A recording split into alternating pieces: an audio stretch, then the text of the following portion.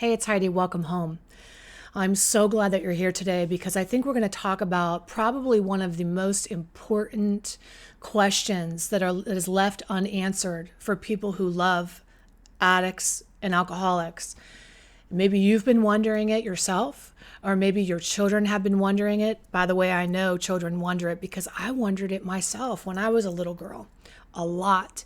And that question is alcohol more important than me? If they loved me enough, wouldn't they just quit? It's that feeling that we have as a loved one that says, what's wrong with me that I'm not enough that you would choose me instead of alcohol or drugs? And now I can't think of a more important question for us to answer because that question is the one that leaves you feeling completely devastated at the end of the day. Certainly full of anxiety, perplexed, confused. What the hell is going on here? How could this person seemingly have everything? A good family, a wonderful, caring spouse that loves them. Maybe there are finances, there are resources, and you think you have everything. Why are you choosing this? Why can't you just love me enough to choose me over that? That's the question that we're going to talk about today. I'm going to riff on this with you, and I'm going to give you some perspective, and hopefully my wish is that perspective will give you a shift in your thinking so that you can come to the understanding that love ain't got nothing to do with addiction. If it did, your love would have been enough already to help that person stay sober. If your love isn't enough to help somebody get well, their love isn't enough to help them quit. What we're really asking an addict or an alcoholic when we say things like, if you love me enough, you just stop, or aren't I enough, or why are you choosing alcohol over me? You're assuming a couple of things. You're assuming, number one, that they have access to the ability to make good decisions. You're also assuming that they actually have some element of control. It's a choice. And addiction isn't about choosing. Now, I know before we get pissed off, that there are a lot of different ideas about what addiction is and what it isn't, and are they choosing this, and is this a disease, and what is it, and do they have control over it or not? The truth is that addiction isn't a disease like cancer, right? Where you could just get it out of the blue. Addiction is something we create. We bring it on ourselves through habitual use and patterning, but eventually, after use and use and use, the brain breaks. And I'm going to talk to you about that. And that's where we lose our ever-loving mind, our common sense, and our ability to choose. That's what makes addiction addiction. So let's dive into that, okay? Now, I got this little example from one of the most brilliant teachers I've seen in the field of interpersonal neurobiology, and that is Dr. Dan Siegel. And he's an expert on that. And he did this, he explains things in such a simple way, takes very complex ideas and dumbs them down so that everybody can understand. And I like things very simple. My mentor and teacher, John Maxwell, who taught me about teaching and speaking and leading, would say all the time, he likes to put the cookies on the low shelf so everybody can get some. And that's the goal with taking this complex notion of addiction and codependency and family dynamics and really making it super simple so we can really see what's going on. And that's my intent here. If you're new here, I just want to say welcome home to you as well. I'm Heidi, and our goal here is to help explain codependency, toxic, dysfunctional behavior patterns, so that really my ultimate goal is to end these dysfunctional cycles for good, so that our children are not repeating the patterns that we are enacting right now, right? Generations and generations of addiction and dysfunction. It's time for us to be the cycle breakers. Amen. And that's why we're here today. So again, I remember as a little girl asking this question all the time, thinking, well, if my dad just loved me enough, why aren't we enough? He looked like he was a functioning alcoholic. And from the outside looking in, it looked like he had everything. He had a great job. He was able to provide for the family. He had a loving wife. By all accounts and purposes, everything looked really good. So I was confused a lot as a kid, thinking, why does he pick this?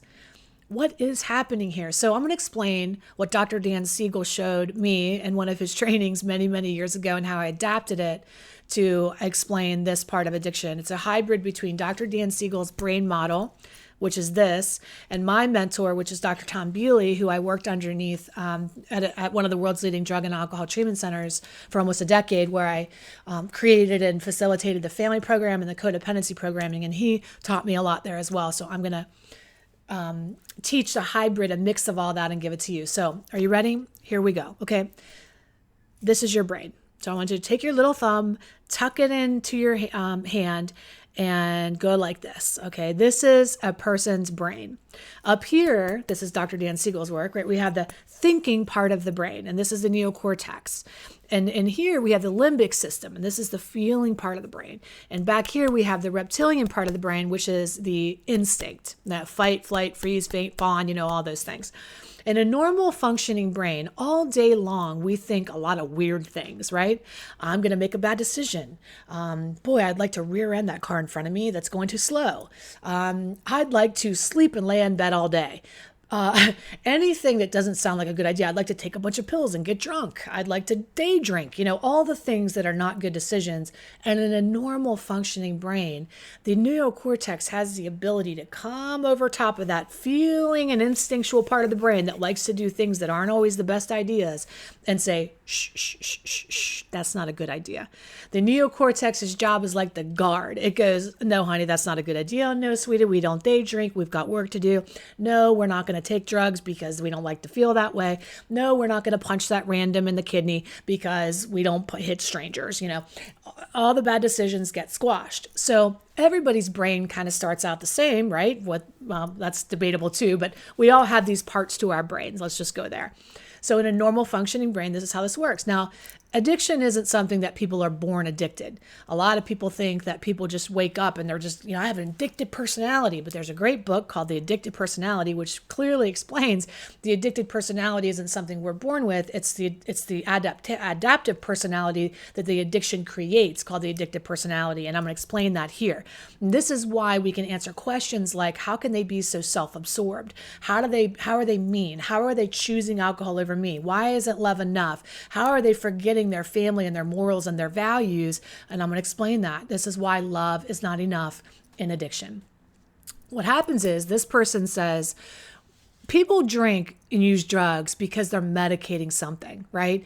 Usually, drugs and alcohol don't start out as a problem for most people. They start out as the solution for most people. So let's just use a regular, everyday, run-of-the-mill person, and we'll say, this is Joe, and Joe has a little bit of a problem because he feels a little bit unfulfilled in his life. He's not really living his purpose. He's kind of in like middle management, and he's not, he's overwhelmed and he's stressed out, and he doesn't feel comfortable in his own skin. He's got trust issues or whatever his relationship stuff is. But when he drinks alcohol, it helps him kind of anesthetize that he's not so content at his work. It helps him kind of forget those things. And so he has a drink and the brain goes, hey, you're not happy. The reptilian part, the feeling part goes, you're not happy. You know what? You're not really fulfilled. You're not living your dream. The thinking part of the brain goes, well, why don't you have a drink? That'll relax you. Okay. And it thinks it through and it says, yeah, I'll have a drink. It's not a bad idea. Another person, Sally, she's a mom. She's with her kids all day long. She's overwhelmed. She's exhausted. She's also working. She's doing whatever. And she feels completely overwhelmed, doesn't know how to ask for help, has like underlining issues of codependency. Her brain says, why don't you just take a little bit of, Ativan or something like that and relax and take one of your medications. Okay, maybe take 2. Okay. And has it. Now, eventually, what makes a normie separate from an addict is that eventually, like Jim over here, who wants a drink after work, eventually say, you know what, why don't you have another drink after he's had 2 or 3? And a normal functioning brain, as is how everybody starts off, will go, Jim, come on, buddy, you've had too many. You've got to work in the morning. You do have responsibilities. And it'll go, that's not a good idea. And it'll override that thinking part of the brain, and he'll stop drinking for the night. Josie or Samantha, whoever is having her Ativan or her wine, after a little while of having a couple drinks, she's under the influence and she's like, well, maybe I'll just stay in bed all day and have more. And now if she's not too checked out of her mind, she'll be able to say, okay, yeah, no, that's a bad idea. I've got to get up for school or whatever with the kids. And so she overrides that part of the brain that says, have more, have more. Now here's what addiction happens. Eventually, both of these people, either male or female, it doesn't matter, whatever, continue to say, yeah, but you know what? The brain goes, that's not a good idea. And they go, yeah, well, you don't always know best. And nobody really cares anyway. And nobody's going to notice. So I'll just drink a little bit more. Fuck off. and keep telling the brain to like shut up, right? Overriding the brain, overriding the neocortex, overriding the common sense, and choosing the habitual use. This is where the choice comes in at first. Choosing that at first. Well, I'm just going to keep drinking. Now, eventually, they still think they're choosing, right? They're telling the brain to shut up, this neocortex, you don't know what you're talking about. Eventually, after you shut that down so many times and let the toddler part of the brain, which is what this is the adult, and this is the toddler. You let the toddler call the shots for so long, the toddler part of the brain becomes stronger and stronger and stronger. And eventually, we break a part of the brain in addiction. And that part is called the nucleus accumbens, or the reward pathway that links up control and consequence. And eventually that brain stops working. So this part totally shuts out. Nobody's home. The neocortex goes to sleep. And this underbelly part of the brain, the reptilian, the instinct, the limbic, that's all running the show. So when you say to somebody, why are you choosing this over me? At a certain point, there is no option because nobody's home. Now I can hear you right now. Heidi, that's absolutely ridiculous. They're thinking, they're going to work all day, they're functioning, they're able to do that thing. Again, the thinking part of the brain is the ability, sorry about the dog barking, is the ability to rationalize, to make good choices and decisions. And what happens when you're using drugs and alcohol for a long period of time is dopamine is produced, or neurotransmitters of well-being are produced in everyday life, right? They're produced in your family. They're produced in the joyful things that light us up. But when you're using substances on a regular basis, that brain stops producing those chemicals on their own and starts relying on the substance to give them those feelings of well-being. So slowly, the addictive personality starts to creep into their brain. Shh, the dog starts to creep into their brain and say things like, your family doesn't really it's like an abusive relationship. It hijacks the user and says, well, you're not getting that much joy out of your family. This is where your joy is coming from. And slowly but surely that addictive personality whispers in that ear and starts to hold it hostage and makes it a slave to a new master. And so that's how that addictive personality takes over. It looks a lot like narcissism, right? Where they start to care less and less about the consequences. They don't have empathy for their family because, again, the brain stops producing those neurotransmitters of well-being and gets it all from the chemical or substance. And so that person starts to rely, and the brain goes, well, we don't need the family. Just give me a drink. Just give me that pill. That's where all my happiness is coming from. And they literally start to believe it. They are absolutely convinced that that is where they're getting all their happiness from. In fact, when you take away the substance, it can take up to a full year for that brain to start produce those chemicals normally. So a lot of people get more depressed. A lot of people have more anxiety because they were medicating all that stuff underneath to begin with. Okay. So when you ask somebody, can't you see what you're doing? You lecture them. You want to sit them down and talk about the choices they're making. At some point, the choice is off the table and they need to go to treatment long enough for that addicted brain to shut the hell up and take a back seat for the hijack situation to release the hostage, which is the addictive personality has your loved one hostage here, okay, to release the hostage so they can see clearly what it is they do have in their family and the things they need to fix that they were medicating in the first place. Because even though you can look around as a family member and say they have everything, they have me, I'm so great, and you are great. However, I guarantee there are parts of their lives that are not working long before drugs and alcohol became the solution to it. So when they get sober, they can start to see some of those things. So love has nothing to do with it. Love has absolutely nothing to do with it. That's like telling a narcissist, if you love me, you be nice.